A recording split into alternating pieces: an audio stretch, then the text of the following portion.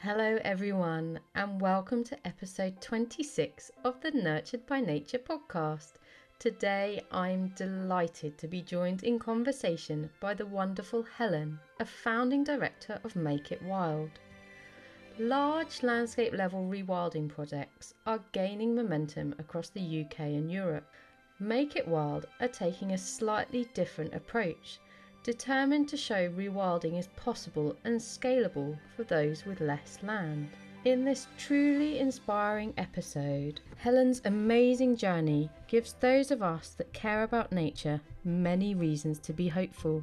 We explore how Helen's own concern about the biodiversity crisis led to her family deciding they were determined to do something to make a difference. From this somewhat humble beginning, an incredible ecosystem has evolved, encompassing trees, meadows, wetlands, and equally importantly, the local communities, their army of volunteers, and numerous other passionate people supporting them in a multitude of ways. That has already created an explosion of biodiversity. In only a little over 10 years, they have forged a path to demonstrate how nature can bounce back, to the extent that one of their sites has already been designated a site of importance for nature conservation. As a beautiful reminder that change doesn't need to be complicated, Helen offers this simple wisdom to guide us all. Love nature, and she'll love you back. Welcome, Helen, and thank you so much for joining us on this episode of the Nurtured by Nature podcast. It's really lovely to have you join us, and I'm quite excited to hear more about your amazing journey and everything that you get up to. I just get started with all my guests by asking them to share a little bit about their nature story and really what nature means to them, how it's been a part of their life, how that's changed.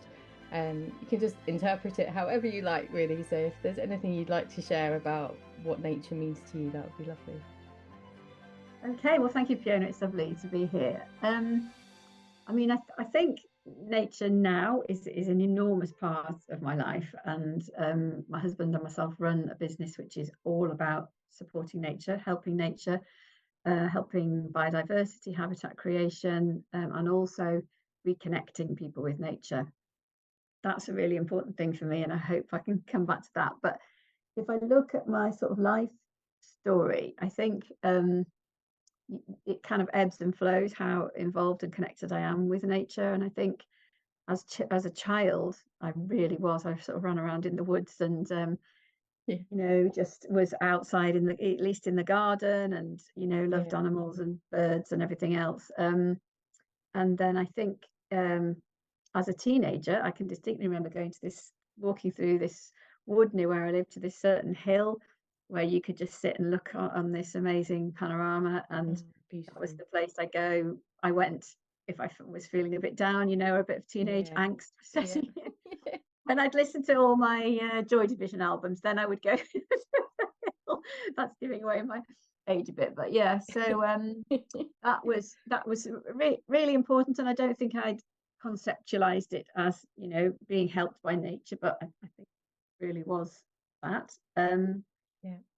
And then I think then my career took over. I was went to medical school, trained really hard to became a consultant surgeon, had my children, and then I think nature comes back into the picture then with my own children, really. And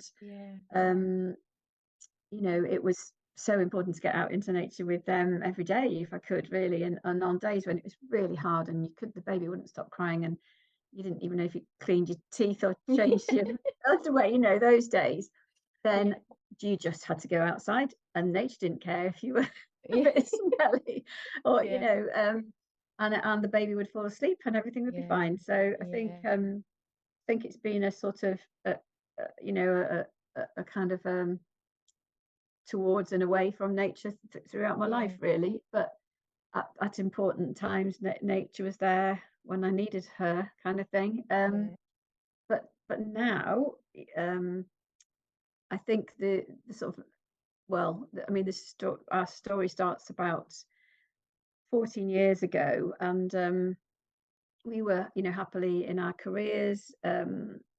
Chris was a businessman; he just sold a business, and I was working as a consultant surgeon. And we were getting more and more worried about nature. You only Yeah. had to watch a Yeah. few sort of documentaries and things, and where are the hedgehogs? Where are the butterflies? Insects are in trouble, bees are in trouble, songbirds are in trouble. So we were really fortunate to be in a position to be able to do something to help. Yeah. So we bought a Yeah. piece of land, bought our first piece of land, which was a family project, a sort of weekend hobby. And by then, these babies that grew up in nature were now teenagers, and also really, really keen on nature. So we did all the work ourselves. It was entirely a family project, and we planted um, 18,000 trees. It was Wow. 26 acres, Yeah. and it was, yeah. So, A labour but of love, that is it definitely. really was. It really Yeah. was, and I mean, it was amazing. We obviously we did get contractors to help with some of the physical planting. We all planted lots ourselves too, but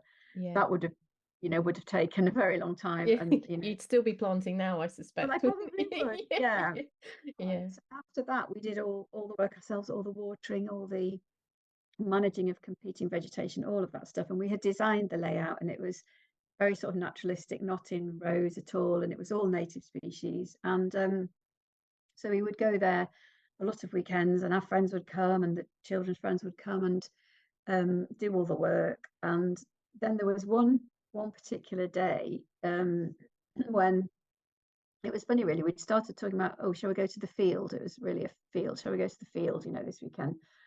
Then it sort of crept in, shall we go to the wood this weekend? And look at I've got two daughters and a son, and they'd go, well, is it a wood now? And I said, well, I think it is really. The Yeah. trees are over your head. So, Yeah. um, so Oh, we wow. were there. Yeah. So we were there one particular day, and we'd been working all morning. We're having our picnic, and Chris and I just looked at each other, and the air was full of insects and birds. You could see all Oh, the little amazing. birds' nests, and there were hare, deer, hedgehogs. We'd seen and this used to be a rough grazing field with really not much biodiversity at all, really, kind We of used to grass flood thistles. as well, didn't well, I guess it Yes, still does, yes. doesn't it? But Well, it still does, yeah. yeah. So that's a good thing in a way, because it makes the soil very nutritious for the Yeah. trees. But so we were sitting there, and just so aware of the air being, full of insects and birds, and we looked at each other and said, "Gosh, we've done what we set out to do. We've brought Yeah. nature back to Yeah. this field and now woodland, Yeah. and we've this is amazing. Can we do it again? Should we do it again? And really, in that conversation, Make It Wild was born.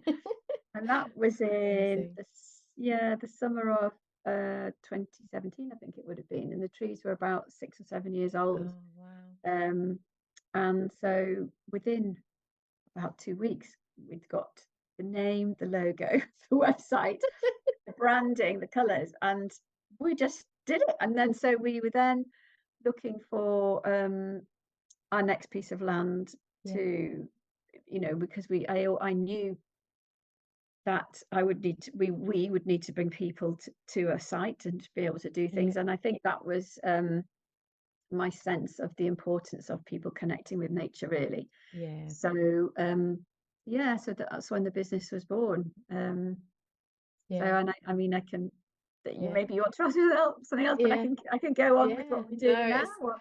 yeah, no, it's amazing. I love your story. I love what I think is so nice is it sort of started almost from a little more of a humble beginning. And I mean, really, I mean, you say that was when the business was born, but the business really was born, wasn't it, with that first 26-acre site and you finding your way and realizing actually that as just a family and individuals, you can have this huge impact. And I think that's that's one of the reasons I love you, and I'm so excited to talk to you because I think a lot of people feel just this hopelessness, don't they? They see, like you did, you're sitting there and you're bombarded by all this media news about how everything's crashing and that there's almost no hope.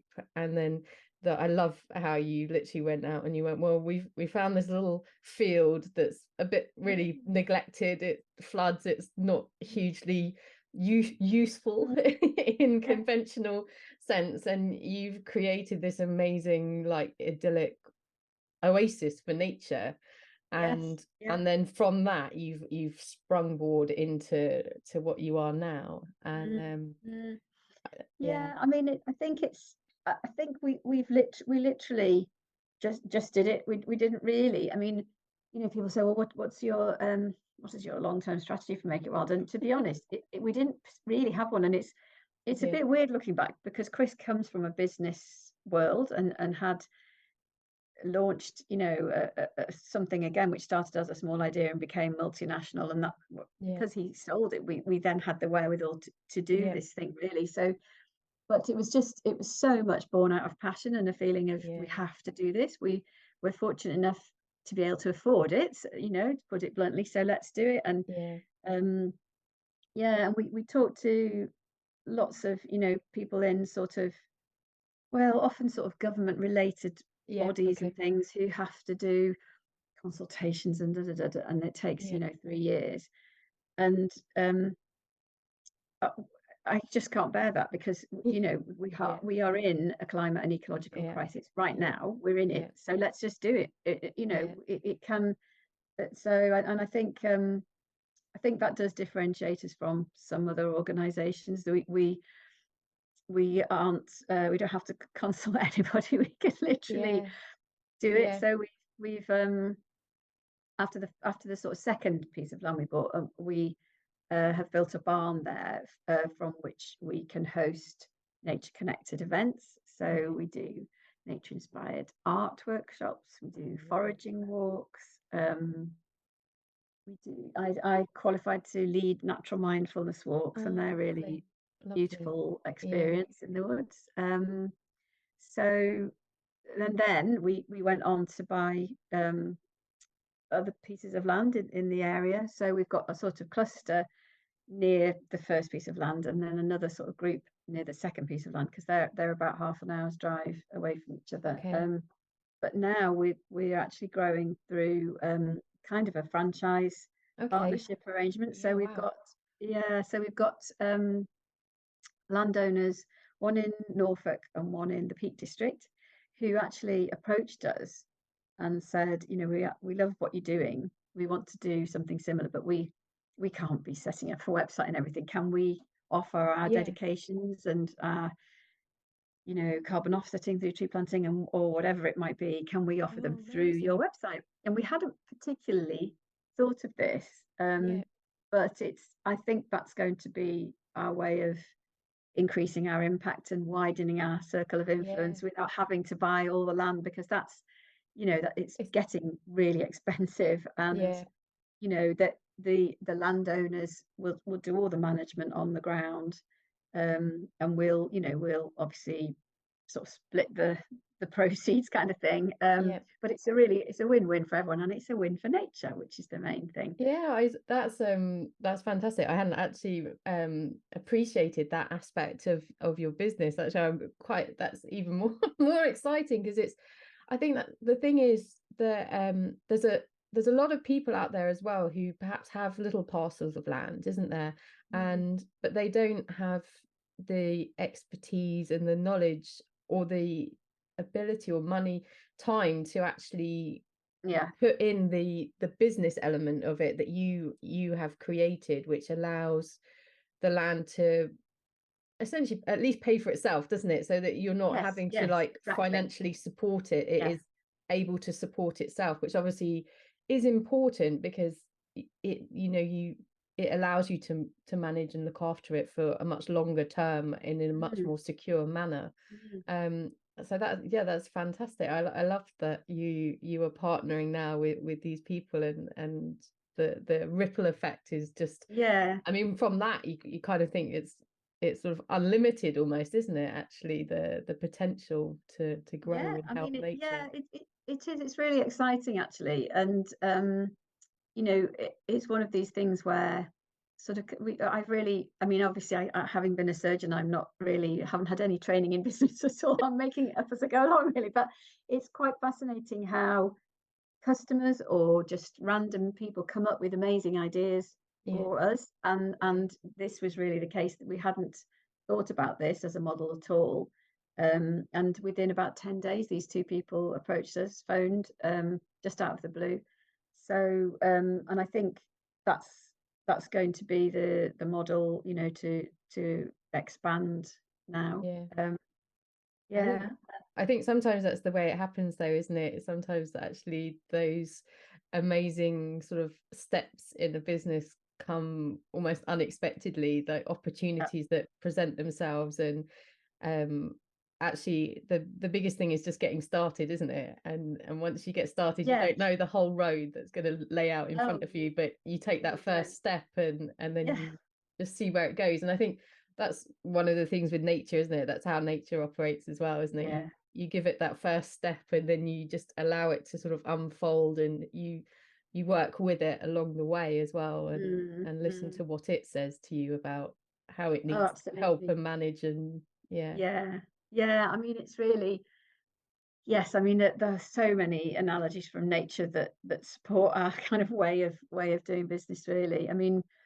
I think one of the real sort of eye openers for me, or kind of noticeable things, having been a consultant surgeon, I was in ear, nose, and throat surgeon, and the time scale thing is so interesting, that I could there could have been things I would have to do within minutes as an ENT surgeon. Yeah. Somebody would Yeah. come in and they've got something in their airway, or were bleeding, heavily, and it would be a matter of life and death within minutes. Yeah. Um, Not that wouldn't really be that unusual, but now my time scales are sort of years or seasons, and it's Yeah. just amazing. It's so different, and there's hardly anything that has to be done quickly, or it's sort of, if you don't do it, nothing bad will happen. Nature will still find a way. Yeah. So yeah, Yeah. that is really interesting.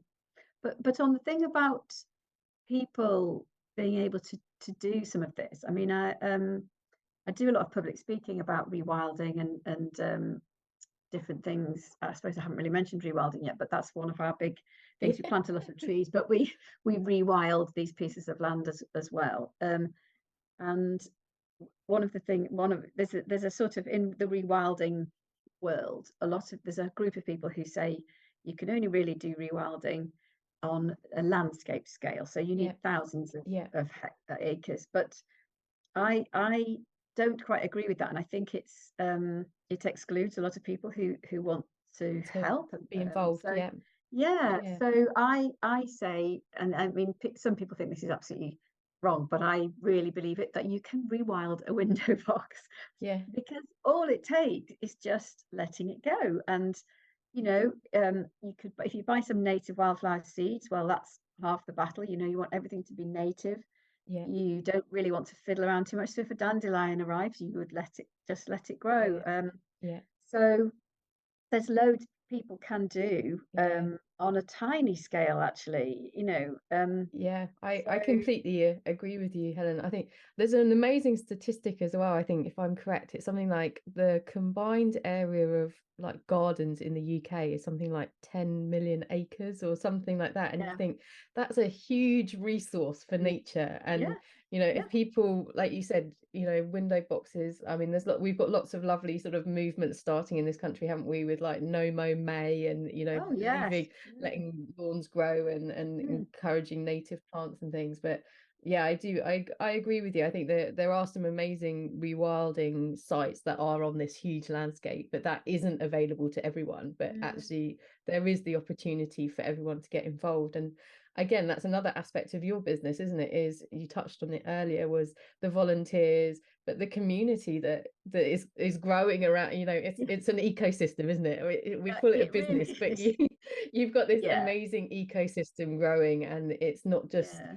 the nature, but it's also all the people that are Mm, able to come and be involved and work with yeah, you. yeah, yeah. So we do. I mean, we have, we start our very first volunteer session was in January 2020, and we had sort of band of trees that we needed to plant to provide a sort of visual barrier against a track that we were building. Yeah. and we wanted to make this track sort of disappear into the woodlands. So we needed this band of, there was going to be a hedge and then a sort of band of trees, and there were 1,700 trees, and we Wow. hit upon the idea of seeing if volunteers would come. Yeah. And I was terrified that nobody would come and Yeah. we would be planting these trees forever. But 50 people came, Oh, and it wow. was just incredible. It was the most wonderful day. Chris spent his time basically driving up and down this track, delivering trees and stakes, Yeah. at various points, and all our family came, and they all brought friends, and then loads of people from the village came, and it was amazing actually. So that inspired us to we started off with monthly volunteer days, and then they wanted two a month, and then they actually wanted it every week. And this is the volunteers driving Yeah. this. So Yeah. we've actually, for the moment, we've reduced it to twice a month again, because it's a lot of management. I don't want to sort Yeah. of detract from the fact that it is a lot of management, but yeah, we've got this amazing community of people that come and help. And it's always changing, as people hear about us, new people come. We get students in the summer, we get people as they retire, some people who work part-time nearby will come for half a day or something like that. And we have some, we get them to do some really interesting jobs. We do, it's not, we don't just save all the boring stuff. So Yeah. Yeah.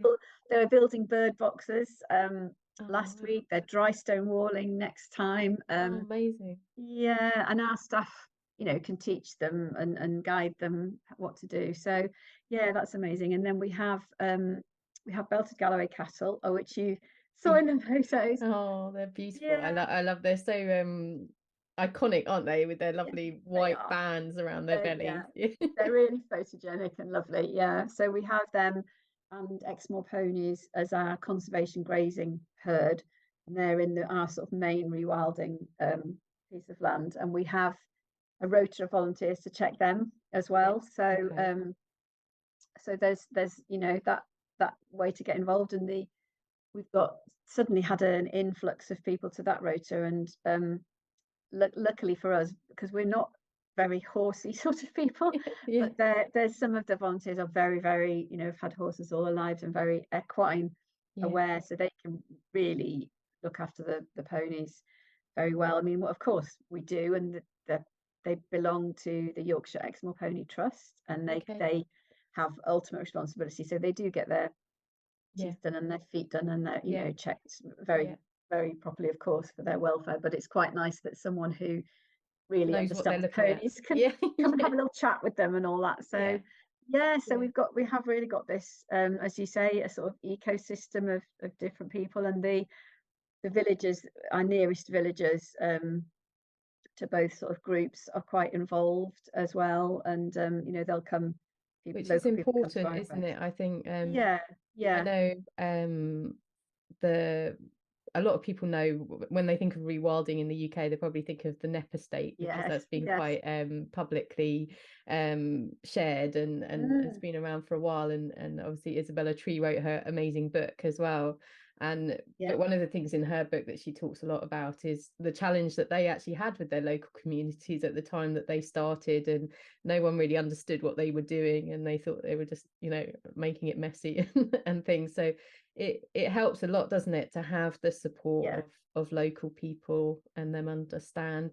Is that something that you've had to focus on, or have they just sort of Well, yeah. I mean, it's one of these things where there are still some people, and one neighbouring landowner in particular just absolutely doesn't get it, and yeah, thinks we're doing the most dreadful thing, a bit like they had in Nep. yeah, And then so it's a bit like, well, there is actually no point trying to change okay, their yeah, mind. It's sort of that thing. Oh, I can't remember what it's something I learned in a leadership thing about, your absolute enemies. There's no point in using any yeah, energy, but the kind of the next ones down could be convinced. And I think, yeah, um, we've got some very good friends and sort of working partners who are farmers, and they completely get it and understand. yeah, I think there is a tension with some of this, because farmers are need to make a livelihood. Of course they yeah, do, and they look upon themselves as feeding the nation and custodians of the countryside and all that kind of thing. So to have someone. I mean, Chris had he's from a farming background, really. Yeah. His there was a family farm, and he sort of knows his way around a cow and things. So we're not completely, city people, but It it is it hard, isn't it? I yeah, think yeah. there's a wonderful book that I've been reading recently. I think it's called Rooted, and that has a fantastic look at actually the history of farming in this country. And I think for a lot of people who perhaps are, not farmers and they haven't had a farming background, they don't know the history of farming and the over the last sort of 100 years since the war, which is when really our modern farming kind of took Mm, hold, isn't it? And the fact that, yeah, they were at that time sort of almost heroes, weren't they? They were feeding the nation, yeah. and it was like, you've got to Oh grow yeah. more. Yeah. It was really like, you've got to absolutely push production to its limits. And that led to all sorts of things like the basically the excess of food production that we have. And change is hard for all of us, isn't it? And Yeah. they've had a difficult time. It is a very challenging industry, and I think, like you say, we just have to go in with a bit of sort of empathy and understanding. And there's no point, like you said, sort of butting heads with someone. It's just, I'll just carry on and do my bit over here, and you Yeah. do your bit over there, and we'll just sort of hopefully Yes. rub along without too much Well, friction. exactly. Yeah. I mean, most of the time, people just say, "Well, it's your land. You can do what you like with it." Yeah, Would be the general approach. But there is this one person who just tries to make things difficult. But it yeah, doesn't change what we're doing. We believe we will be on the right side of history.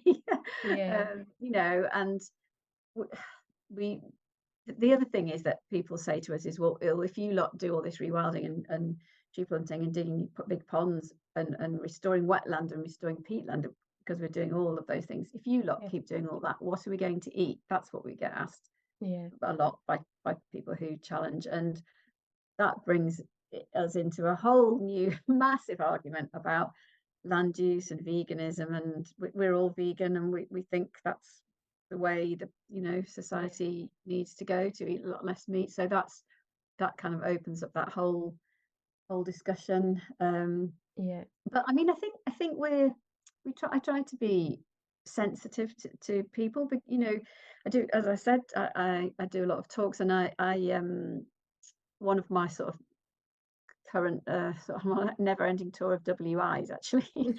And sometimes I'll have an audience of sheep farmers or sheep okay, farmers' yeah, wives, and I just have to be very sensitive that they've been doing that all their lives, and they think sheep are marvelous. But I truly believe that sheep are really bad for biodiversity. There's a yeah, huge amount of evidence to that effect. And actually, on our rewilding section, there was a tenant farmer who grazed sheep there, and the single most impactful thing we did on our land for biodiversity was removing the sheep. oh And wow, really, very, very quickly, yeah, all the wildflowers came back, loads of rare wildflowers on the yeah, meadows that had never been yeah, able to grow with the sheep. So, yeah. but I wouldn't say that to an audience of sheep farmers. So I think, you just have to rub along, as you said, and not sort of, kind of pick your battles. And um, I Yeah, think, and I think it's realizing that, for everyone's benefit, it's a I mean, obviously there is a biodiversity crisis and we do need to act, but the change will take time as well. It's not yeah, like you're saying, oh, we have to get rid of all the sheep in the country overnight or anything. no, It's no, like no, there's lots of areas that, you know like we touched on earlier, you don't necessarily need landscape level. You've got like these smaller pockets, and they can grow and they can combine together, and there's a lot of yeah, areas that aren't hugely being used either for sort of commercial purposes at the moment. And mm, actually, if you start with them, and it can grow from there, and then you can sort of, farms can do things differently, can't they? It's not necessarily they have to hand over all of their land, but they can, mm, increase like the hedgerows and the margins and yeah, create yeah. corridors and things. So there's a huge, I think there's a lot of space for everyone, isn't there? And it's Oh, there yeah, really is. There really is. And as you say, it just takes tiny little tweaks, to start a movement and to have some impact. Yeah. And I think, I mean, this might be the time to sort of talk about nature connection, because I think as a society we've become so disconnected with Yeah. nature. We've forgotten what it should look like and Yeah. how things should be. Yeah. And there's another really good book about the history of farming, English Pastoral. You read that one, Yeah. Okay. James Yeah. Reback? Yeah. So that again tells the story of farming over three generations, and it's, farming was actually in tune with nature, and farms were Yeah. full of wildlife Yeah. until the war into the war came, and everybody was encouraged to grow and grow and grow. So we started putting cows inside, so they all got pneumonia, so we had to give them antibiotics, and we Yeah. hadn't got enough fields to put them in, and everything just went out of balance. But I feel really it's a return Yeah. to a much more, well, nature friendly farming is a movement. But I think we've just lost the sensitivity to how the countryside should look. We've got this Yeah. shifting I think baseline there problem. there is, isn't there? Is that shifting baseline is something that a lot of people that are aware of the biodiversity crisis talk a lot about. For anyone who hasn't heard of the term before, it's the concept that with each generation, what you accept as normal changes, and that what you expect to be prolific is basically a lot less than it would have been for the generation before and the generation before. So what we consider normal or actually ideal would have been a deficit, really, wouldn't it, for Mm. previous generations.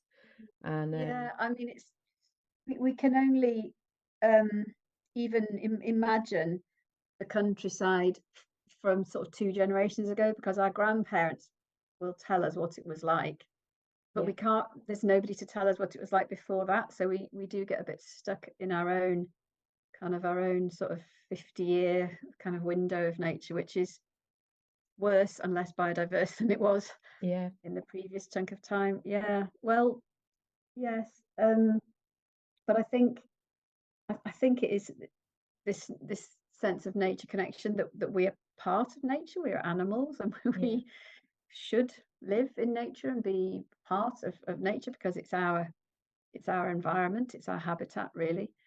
Um, and I think that there's now recognized a nature deficit disorder if people don't yeah, spend time in nature. And by understanding and loving and being enthused about nature and the environment, people are more likely to take action to help nature. It's yeah, just sort of common sense, really. So that's our sort of, in Make It Wild, our number one sort of mission statement is about helping nature. So we have the statement, it's not our aim to support nature, it's our purpose. So that really yeah, yeah, sets that very strongly. But our kind of next one down is to encourage a love of nature among yeah, other people wherever we can, and we do that in loads of ways too, because I think it's intrinsically important for the people. I mean, yeah, as I was saying, when I got my teenage angst, I would go out and sit on yeah, a big hill, or when the babies don't sleep, take them out for a walk yeah, down a country lane type thing.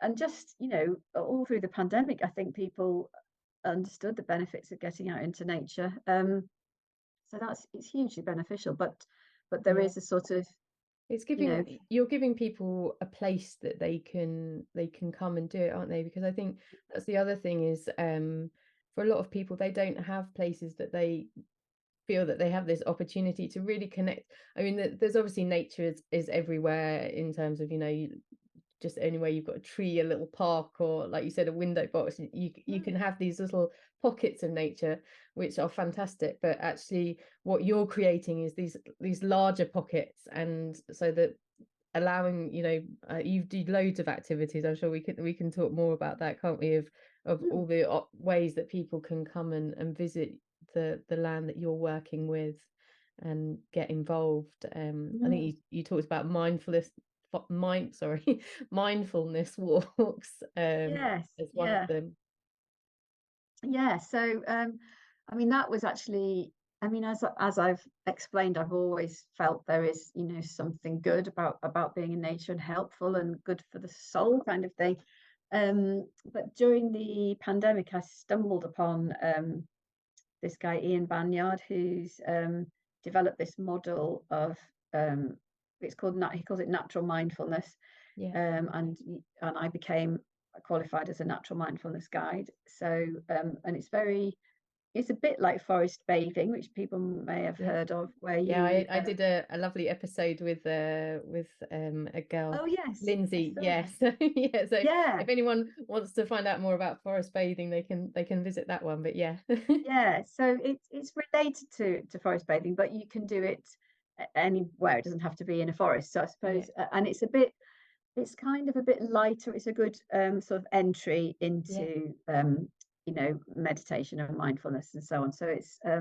and Ian encourages the guides to sort of take it in their own direction, really. And he talks about finding your own true nature, and that's really important. So um, you would find that no two guides did exactly the same thing, and that's quite liberating, really, not to Yeah. have to follow a model. And I've really embraced it. So I do one of those walks every month, and I very much kind of set the theme on the time of year that it is. So what's Yeah. happening in nature, um, and also that notion that our ancestors would have been much more connected to nature than we are now. Yeah. So I talk about the sort of Celtic wheel of the year and what our ancestors in the part of the world in what they would have been doing. Would they have been sowing the seeds? Would they have been harvesting? Would they be preparing for the long winter, or whatever? Um, just in contrast to ourselves now, where we can eat strawberries on Christmas Day, melon imported from Yeah. wherever, and we even on something as basic as what food is in season, which is like level one of nature connectedness, Yeah. really. We've Yeah. lost all that. So I talk a bit about that, and but it takes about an hour and a half, and we have a very slow, gentle wander through our beautiful ancient woodlands, or Yeah. our new woodland, which is now approaching 15 years Oh, old, and wow. it's proper woodland. You feel like you're in a wood. So I do them in those two places, and it's lovely. And I've had people email me even 2 weeks afterwards and say, "Oh, I've just had the most wonderful walk, and I hugged a tree, and I never would No. have hugged a tree." But your influence and some of the things you said are still in my mind. So Yeah. and it's been scientifically proven to help with your focus and relaxation and your sleep and your mood. Yeah, Um, I mean so the scientific benefits are absolutely huge, aren't they? And I think oh yeah, a lot of people don't realize that there has been so much research done in actually how being in nature really, oh yeah, really we yeah. we need, don't we, on a cellular level to be healthy, both in mind and body. Yeah, Absolutely, we do. Yeah, yeah. I mean, one of my talks is why nature is good for our health, and so I did a lot of research into the kind of basic research. So, and the one that really sticks in my mind is there's two, but I'll tell you about this one first. Is that scientists did an experiment where I think this is one where it was yeah, I think they got them to do something stressful, and it's one of these mental arithmetic yeah, tests, yeah. take Okay. 11 off 1001 or something repeatedly, and then some of them went to uh, into the countryside, or I think they went for a walk in a countryside park. Some went in an urban area, and some just scrolled on their phones or something like that. And actually, with blood tests of the stress hormones was the outcome, and the people who'd gone in the countryside had less Yeah, stress hormones. So it's so strong and so convincing. It wasn't yeah, just asking them if they felt better, it was yeah. actually the stress Changing hormones. your blood chemistry. So it's Yeah, yeah, so yeah, it's so important. Yeah, the other one of the research that I found was it took place in the 80s, and it's really shocking. It's not widely known, and I think it's coming in, but it was that a surgeon in America noticed that, or observed that when he'd done surgery, half his patients went to a ward where the view from their window was like an internal atrium. Have you Yeah. heard of this one? And Yeah. the other half went to one where they could see countryside and trees. Yeah. And so it wasn't a proper randomized controlled trial, but it Yeah. was an An observation of, observation. Yeah. yeah. And the ones who could see the countryside had shorter hospital stay, took less painkilling medicine, and had fewer Yeah. complications. And I mean, that is absolutely It's sort of mind incredible. blowing, And isn't it, really? It's just, oh yeah, yeah. I mean, it's amazing, absolutely amazing. And of course, having been a surgeon, I was, extremely interested in that. So yeah, it's there's something very, very powerful, but I believe it's because we're animals and that's our home, and we've Yeah.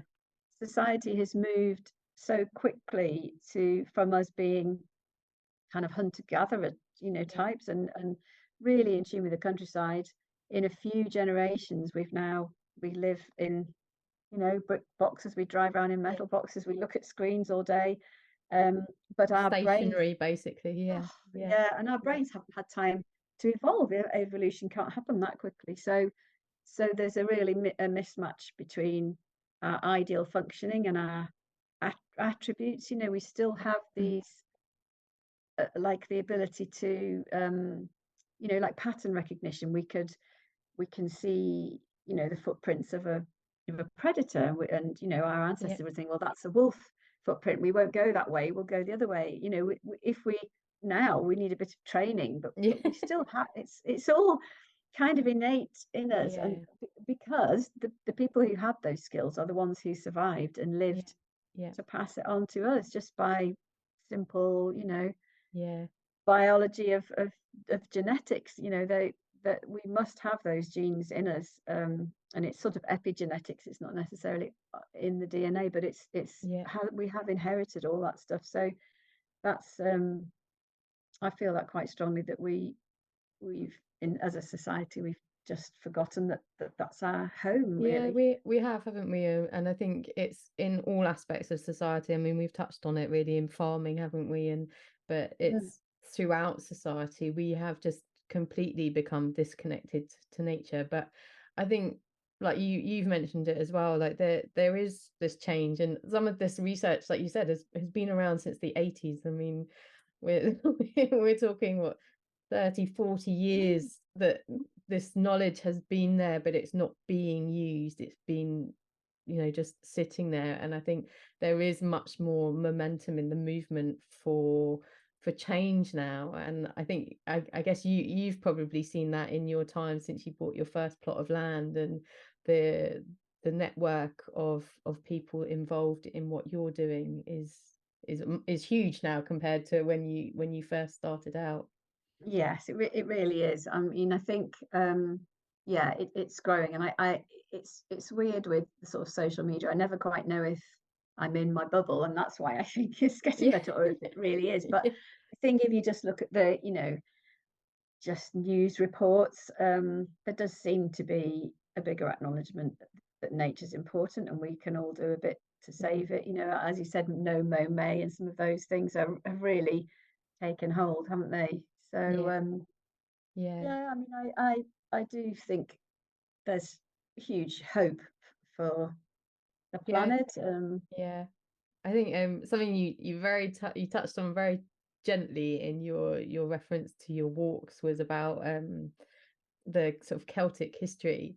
And I think it was something I was thinking about the other day, and it was actually like I often talk with my guests about sort of the indigenous knowledge and wisdom, and there's some amazing books from um, the American indigenous people, and but we don't often think in the UK about our own indigenous cultures, do we? And the wisdom Well, that there is held in our land. And I think, well, yeah, well, I really do, actually, and yeah, of course, I've read Braiding Sweetgrass, but yeah, I've started to read sort of similar books, but from Ireland or yeah, Scotland, or yeah. and to follow people like that. I mean, I'm quarter Irish, and I Okay, feel that yeah, that's Braiding Sweetgrass was lovely, but it didn't speak to me personally at yeah, all. I didn't find. So yeah, and yeah, I mean, it's I think it's through, my sort of journey to through to nature has kind of triggered me thinking about, well, how would people have lived who were more connected to Yeah, nature? And I've done quite a bit of research about our ancestors, and what they would have done and what they would have known, um, and things like foraging. I mean, that we do foraging walks, and they're amazingly popular. I mean, yeah, we put on an extra one for next year already, and it's just that just reminds me so much. Firstly, about nature connection, and people are being even though we might not label it as such, people are being mindful in nature because they're just focusing on looking for a mushroom or whatever, and then yeah, yeah, checking is it the right kind and all that kind of thing, and they're not thinking about what they're gonna what's on their shopping list, or what the yeah, spreadsheet they just finished, whatever. um but actually it would have been a completely normal way of life for our ancestors. So it has led me to read a lot about druids and sort of Celtic pagan and all that kind of stuff. Yeah. yeah. I think that's fascinating because it is. I think sometimes in this country we forget that we do have a wealth of history that we can tap into ourselves, can't we? And there is wisdom here and from our Oh, ancestors and our definitely. land, and Mm, yeah, mm. see, and like you said, it's more relevant to our environment as well. It's the people that grew up in our environment with our wild plants and our wild animals, and Yeah, yeah, so it's absolutely. and I guess there's that sort of, you touched on like epigenetics and that kind of, that that it will speak to us in a different way, doesn't it? The Celtic traditions and the Druids and Definitely. things, they Mm. perhaps resonate with the people in the UK in a way that perhaps the ancestry from other lands doesn't, because it's yours, isn't it? Really, it's your, Well, yeah, I feel that. I mean, and I think it's a very personal thing, and if people feel otherwise, that's perfectly fine. But I think for me personally, I agree with you, and I think it's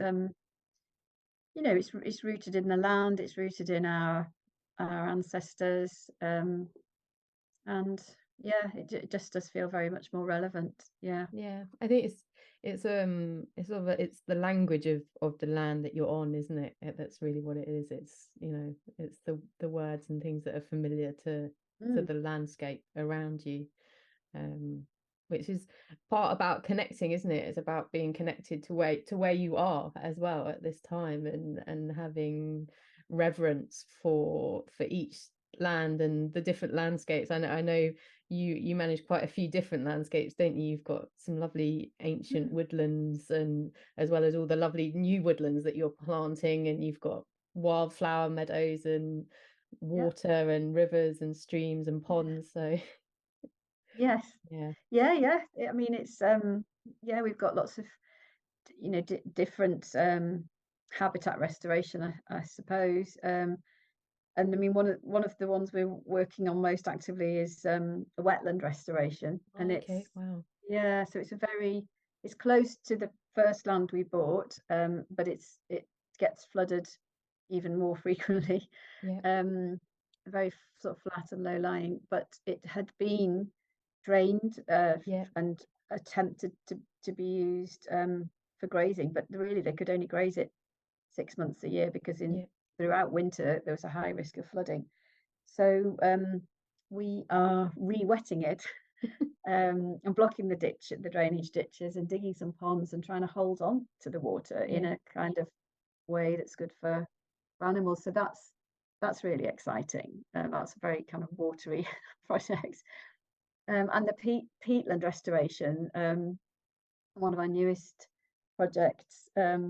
We're in the stage of you have to do, if you're going to embark on anything major, you have to do a lot of pre research, sort of surveys. yeah, What is there, what should you protect and look after, and what's missing, and yeah, so you work out a kind of management plan, really.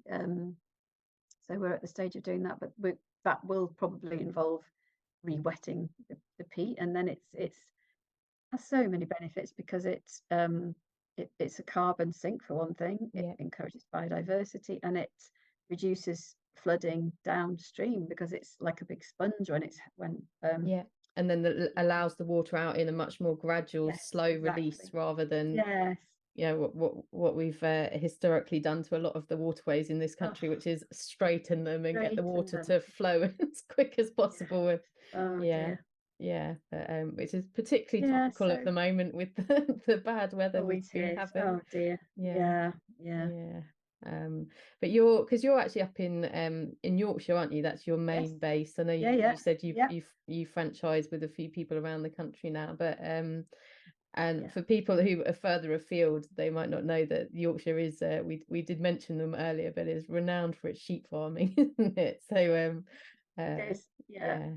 Um but Yeah. So it's a beautiful landscape as well. So I think a lot of oh it's opportunities. gorgeous. Yeah. Yeah. So we're actually in the three or four sites near Summerbridge, which are near our sort of flagship site with the barn and everything.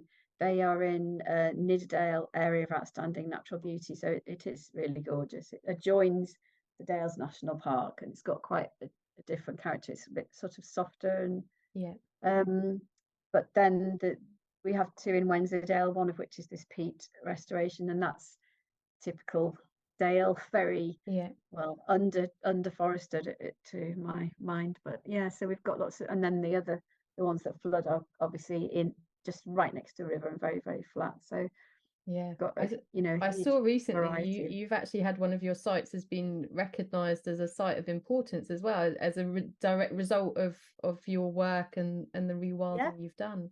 yes. Well, it was. I mean, going back to sheep, but it was probably with removing the sheep actually. Yeah. But it's I think it was 70 or 80 species of wildflower Wow. found there by the Botany Survey. Yeah, so it's a site of importance for nature conservation. Oh So wow. that's Well, that I mean that's amazing. I think that's yeah. congratulations really. Oh, But thank you. yeah, it's a testament though to what is possible, isn't it? And I think I mean one of the things that I try to talk about a lot with the podcast is, you know, reasons for hope and inspiration. And I think that just listening to you and hearing how you've taken these sort of degraded landscapes, I suppose, and or areas, and you've had such an impact in really quite a short time, actually, isn't it? I mean, if you bought your first one in 2011, so we're just sort of touching 12, 13 years later. It's Mm, amazing, it really is. yeah. I mean, yeah, I mean, yeah, I mean, we do have to sort of stop and reflect every so often. I think it's easy to always be thinking of the next job, but when we look back, I mean, it has been amazing. That first site is now a proper woodland, and it has a public footpath around its perimeter, and the village, as all villages, is growing, and there's a lot of new people moving in, and they will never have known it as the scrubby old field that Yeah. it was. They Yeah. just think it's a beautiful, it's a young woodland, but Yeah. it's a woodland for sure. Yeah, and I think that experience, we realised that trees really do kickstart biodiversity. Yeah. Yeah. That was the thing that had caused the great big change that then led us on to make a business out of it. So yeah, but the other thing is ponds. I have to mention ponds. I always Yeah. mention ponds. I mean, a pond or a body of water is the most amazing thing for nature. Yeah. There's most invertebrates or insects have an aquatic phase to their life, so Yeah. and they'll just find it. We've probably made 20 or more pond, or probably more now. But it is absolutely remarkable how within days of you digging a pond and it filling, dragonflies and other insects will come along, and they're so profoundly important for the ecosystem. That if we Yeah. lose insects, that's really Yeah, a and I shame. think But we were talking about hope, weren't we? So yeah. let's talk about the fact that even I think, or a half a barrel in your garden, is a small thing most people can do, and Yeah. it will have a huge impact. So yeah. Yeah. Yeah, no, I think I just I think we're sort of getting to the point where it'd be like a good place to wrap up, but I think I'd just like to touch on the other ways that people can get involved with you. So obviously there's if they're local enough to you, they can join you on your organized volunteer days. There's also lots of activities that you get up to, but we have mentioned it a few times, but just to actually just draw people's attention to it is you also have the ability for people to dedicate trees and also do carbon offsetting, don't you, through Yes, quite yeah. easily through your website. So I don't know if you Yep, just want to talk a little bit about that. I sure. will just say one of the things I absolutely love is that you allow people to dedicate some of your ancient trees as well, because I think Mm, quite often the focus is on planting new trees, but I love the fact that you do honor like your older and the importance of the ancient woodland as well by having that as an option. yeah, yeah. So that was one of the first things we started to offer actually was tree dedication. So you can people can dedicate a young tree or a century-old tree. Yeah. We've got about 40 official ancient trees, which are on the National Ancient Tree Inventory. I think there's only two of those left now to be dedicated because, of course, you can't create any Yeah, new ones. yeah, You can't just pop to the wholesale over those. So they're, 300 years old, the ancient ones, but we've got quite a number of the century old ones, and they're beautiful, and they're the backbone of the yeah, ancient woodland, really. But then you can dedicate young trees, just freshly planted. But you can actually dedicate almost anything from a yeah, bird box. You can sponsor a Belty. You can. I've just put an owl box dedication. Um, but there's you can dedicate a pond. You can dedicate wildflowers, and they're really lovely gifts. For the person who's yeah, got everything, and if you don't want to clutter up people's homes with stuff they don't want, it's just a lovely thing. And of course, all the proceeds from everything that we sell goes into our nature project. So we're a very lean organization. And then the carbon offsetting is probably our growth area, and it's mostly businesses, but lots of individuals too yeah, who can choose to offset their carbon footprint through our tree planting. And but we're quite unique among carbon offsetting services because we send you photographs of the specific trees for one thing, and we'll tell you exactly where they are. And they're all in Yorkshire, apart from the new ones about to be planted, which are in our Peak District partner yeah, near Buxton. And there's going to be a big tree planting project there, which will be offered for carbon offsetting. And you can come and visit the trees, which is oh, amazing. Yeah, yeah, and lots of businesses do, and they'll come and have some kind of away day using our barn. Then they'll have a look at their trees, and then yeah, they'll do some volunteering activity or rural craft or something with us.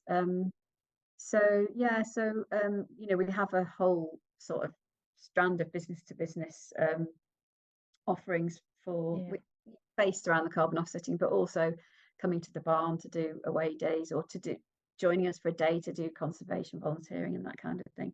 yeah. So yeah, No, it's I quite a I love everything that you do, Helen. I think it's there's so many facets to it, and it's for a lot of people who feel overwhelmed and hopeless. I think what's great is that all of those things give them a way to do a little bit from wherever they are, and you're a small but growing and a hugely impactful organization, and to be able to do what you also need people's support, so it's a sort of twofold mutually beneficial way of people who perhaps haven't got a huge amount of scope to do things themselves, but they can actually feel that they are contributing to Mm. a brighter future for everyone. So I think it's fantastic. I will include all of your details for how people can get in touch with you and reach out to you and dedicate their own trees if they want to in the show notes and on my website for the episode. But as we're just wrapping up, I always just ask my guests if there's any other things that they just feel are on their heart that they'd like to share or highlight today as a little parting gift to everyone. think just love nature and she'll love you back, really. Yeah. Yeah, it's as simple as that, isn't it? Sometimes I think we forget we as a species like to overcomplicate things, don't we? And quite often that gets in our own way, doesn't it? It becomes harder to feel that we can do anything. So yeah, I think I love that it's as simple as that. It's just love nature and she'll love you back. Yeah, Really I think beautiful. so. Yeah. Thank you. Oh, well, thank you so much, Helen. It's been absolutely wonderful to learn more about what you do and what you and Chris do because you started Yes. it together. Yeah, And yeah. I think I could quite happily probably talk to you for hours and hours. Aw. But so we might have to come back and do another episode in the future and, Oh, catch yeah. up Well, you know where I am. yeah, on what else you've been up to. But thank you so much for your time today and sharing. I think there's so much for my listeners to take away. Oh, you're welcome. Thank you. It's been lovely to meet you and have a good old chat. Yeah. Thank you so much for listening to the Nurtured by Nature podcast. I truly hope this conversation has brought some hope and inspiration into your life. I would love to have these messages ripple out across the world. So if you can, please share this episode with your friends, leave a review on your favourite podcast player, and make sure you subscribe so you don't miss the next episode.